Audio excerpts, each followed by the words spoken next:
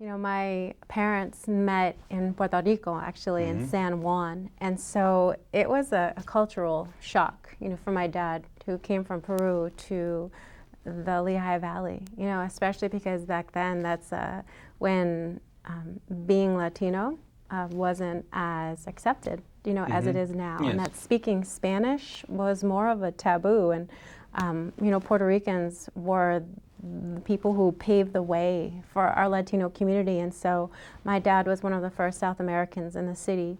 And you know, like many families today, sad, a divorce happened to our family, and so I spent half my time in the Poconos and half my time in El Barrio and 6th and Linden, and then moved to 4th and Allen. And you know, what I remember is such a lively part of myself going to soccer games at Fountain Park, you know, having like the pig roast outside. I mean, this is like back in the day when, you know, Latinos kind of felt the only place that we could really be and be ourselves was, you know, at the parks when we were playing football and playing soccer. And it was such an amazing part of like our culture, especially just being in the streets in Allentown and, you know, having the music. And you know, I'm very proud of my culture, but I'm also American in the same. Of course. And, you know, one of the most amazing things that helps equalize people in the United States is education.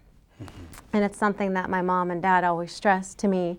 And, you know, even though I was an athlete, even though I was in student government, I also made sure that my grades were as best as they could be, because I knew I wanted to be a lawyer. I knew I wanted to go to college, and so I needed to make sure that I did the best I can. Not saying I'm perfect, because life's not perfect. Well, and so there was a lot of loops and bends. But I think that's what makes you you.